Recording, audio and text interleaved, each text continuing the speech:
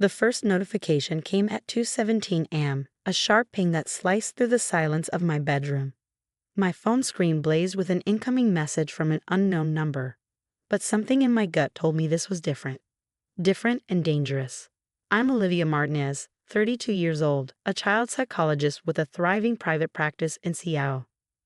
My life had always been about precision, about understanding the complex layers of human emotion. But nothing could have prepared me for the nightmare that was about to unfold. The message was brief, almost casual in its cruelty. Check your email. Everyone will know who you really are by morning. My hands trembled as I opened my laptop, the blue light casting an eerie glow across my bedroom. When the email loaded, my world tilted on its axis. There, spread across multiple attachments, were private photographs I had taken years ago during a vulnerable time in my life. Intimate, personal images that were never meant to be seen by anyone. And they were about to be leaked everywhere. The sender was crystal clear. Victoria Stevens, my sister-in-law. The woman who had despised me from the moment my brother Michael married me 5 years ago. Victoria had always been beautiful in that calculating way. Perfect blonde hair, designer clothes, a smile that never quite reached her eyes. She worked in corporate marketing, always networking, always positioning herself for the next big opportunity. And she had always made it clear that she thought I was beneath her brother's league. My phone started buzzing. Text messages from colleagues, friends, notification after notification flooding my screen. The images were spreading like wildfire across social media platforms. I took a deep breath. Panicking wouldn't help. Years of psychological training had taught me that emotional regulation was key in crisis moments. I needed a plan. My first call was to Michael. Despite our complicated relationship with Victoria, he was still my brother-in-law, and I needed an ally. Liv? His voice was groggy. What's wrong? Victoria leaked private photos of me online, I said, my voice surprisingly steady. And I need your help to understand why. There was a moment of stunned silence. She did what? I explained the situation, detailing the emails, the images, the rapid spread across social media. Michael's initial shock transformed into protective anger.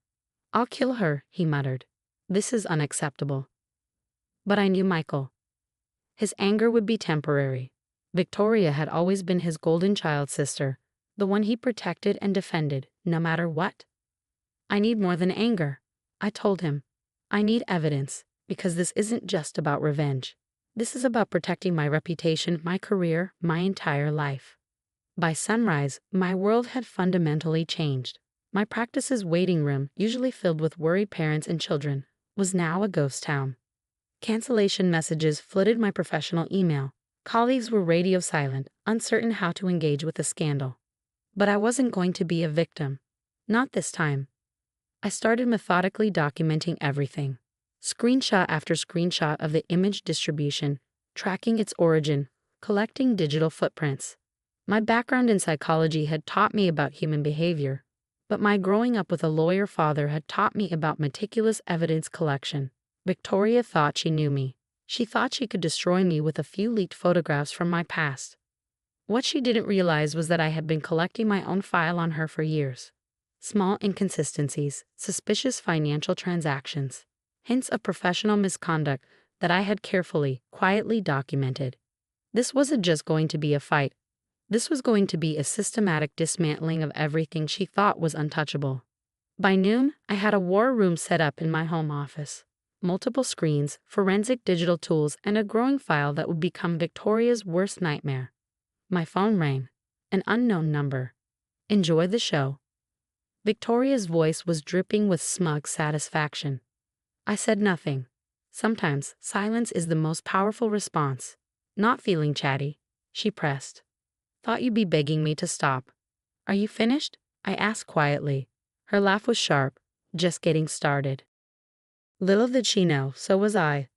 The first phase of my counterattack was about to begin. Victoria had declared war, thinking she held all the cards. She was about to learn that some opponents are most dangerous when they're backed into a corner. And I was far from cornered. I was just getting started. The next 48 hours became a strategic chess match of information and preparation. Victoria thought she had delivered a knockout blow, but I was about to show her the true meaning of calculated revenge. My first move was to contact Daniel Rodriguez, a digital forensics expert I'd worked with on a previous legal case involving online harassment. We'd met during a professional workshop on child protection, and his expertise in tracking digital footprints was legendary in legal circles. "This isn't just a simple photo leak," I explained during our emergency video call. "This is a targeted attack designed to destroy my professional reputation." Daniel's fingers flew across his keyboard. "Give me access to your devices and full permission to investigate." By evening, he had begun tracing the origin of the leaked photos. What Victoria didn't know was that these weren't just random images. They were carefully time-stamped, geotagged digital artifacts that would tell a more complex story. Meanwhile, I reached out to my network of professional contacts. Dr. Elena Martinez, the head of the child psychology department at the local university and my mentor, was the first to offer support. "Take a breath, Olivia," she advised. "Your reputation isn't built on a few leaked photographs. It's built on years of dedicated work and professional integrity." Her words were a lifeline. I knew the psychological warfare Victoria was waging, designed to isolate me, to make me feel ashamed, to destroy my confidence. But shame was a luxury I couldn't afford. My brother-in-law Michael was less strategic. "I'm going to confront her," he insisted during a heated phone call. "This is unacceptable." "No," I stopped him firmly. "That's exactly what she wants. An emotional reaction that makes me look unstable." By midnight, Daniel had uncovered something intriguing. The photo leak wasn't just a random act of malice. There was a sophisticated digital trail suggesting professional-level manipulation. "Someone helped her," Daniel explained. "These aren't just uploaded photos. There's evidence of sophisticated routing, IP masking, and coordinated distribution." The plot was thickening. My investigation into Victoria's recent activities revealed a pattern. She had been struggling professionally. Her last 2 marketing contracts had been terminated. Rumors of unethical behavior were circulating in her professional network. And now, suddenly, she had launched this calculated attack on me. I began connecting the dots. Victoria had always been threatened by my success. While I built a respected psychology practice working with vulnerable children, she saw herself as the family's professional success story. My work was meaningful. Hers was about climbing corporate ladders. By day 3, the digital forensics revealed something shocking.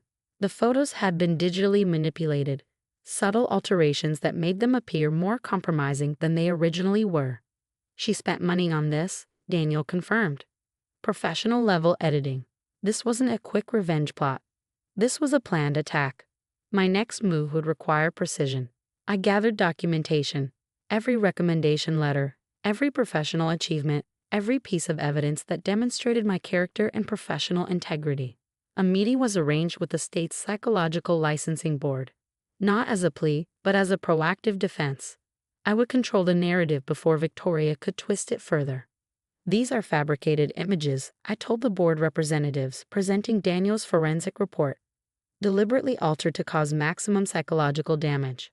What Victoria didn't know was that I had been quietly collecting information about her own professional misconduct, small ethical breaches, questionable client interactions, financial irregularities in her marketing contracts. My weapon wouldn't be emotional outrage, it would be methodical, documented truth. By the end of the week, the tide was shifting. The initial shock of the photo leak was giving way to questions. Why would someone go to such lengths to destroy a respected child psychologist's reputation? My phone rang. An unknown number. "Enjoying your little investigation?" Victoria's voice was less confident now. "Not an investigation," I replied calmly. "A reckoning." The pieces were almost in place. Victoria had declared war, thinking she could destroy me with a few manipulated photographs. She was about to learn that attacking me was the biggest mistake of her life. The final act was about to begin. The final confrontation was going to be strategic, calculated, and devastating. I chose the location carefully, a neutral conference room at a downtown Seattle law firm. My digital forensics expert Daniel, my mentor Dr. Elena, and my brother Michael would be present as witnesses. Victoria would walk into a trap of her own making, completely unaware of the evidence we had meticulously gathered. The invitation was simple. A formal request for a mediation meeting regarding the recent photo leak, carefully worded to pique her curiosity and sense of professional pride. When Victoria walked into the conference room, her perfectly tailored navy suit and designer heels screamed confidence.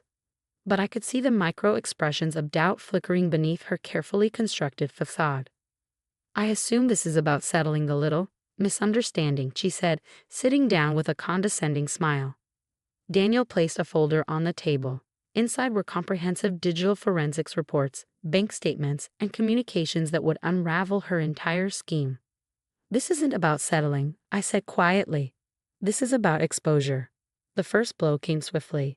Daniel presented evidence of how the photos were professionally manipulated, tracing the digital fingerprints to a private editing service Victoria had paid for specifically to create these images. "These aren't just leaked photos," Daniel explained. "These are carefully constructed digital weapons." Michael, who had always been protective of Victoria, looked stunned. The perfect family narrative was crumbling in real time. But we were just getting started. The next layer of evidence revealed Victoria's professional desperation. Her marketing firm was on the brink of collapse. She had been losing clients, facing potential legal action for unethical practices, and was drowning in mounting financial pressures. "You needed a distraction," I said, sliding bank statements across the table. "Something to draw attention away from your own professional failures." Her confident facade began to crack. Dr. Elena detailed the psychological impact of such targeted harassment. "This wasn't just a personal attack," she explained. "This was a calculated attempt to destroy a professional reputation, potentially causing long-term psychological trauma." The final piece of evidence was the most devastating. We had uncovered a series of communications showing Victoria had been planning this attack for months. Client complaints, financial investigations, and a trail of digital breadcrumbs that painted a damning picture of her true character.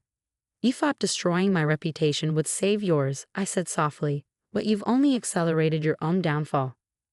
Victoria's composure shattered. Tears, anger, desperate pleas, she cycled through every emotion, trying to find a way out. But there was no escape. The legal implications were clear. Criminal harassment charges, potential civil lawsuits, and professional sanctions were now inevitable. Her marketing career was effectively over. Michael, torn between family loyalty and the truth, looked defeated. "Why?" he asked his sister. "Why would you do this?" The truth came pouring out. Years of feeling overshadowed, of believing she was always second best, of watching me build a meaningful career while she struggled with superficial success. "You always looked so perfect," Victoria whispered. "Always the good one. The one everyone respected. But perfection wasn't the goal. Impact was." The meeting concluded with a clear message. Victoria would face legal consequences. She would issue a public apology. And she would never again attempt to harm my professional reputation. In the weeks that followed, my practice not only recovered but grew stronger.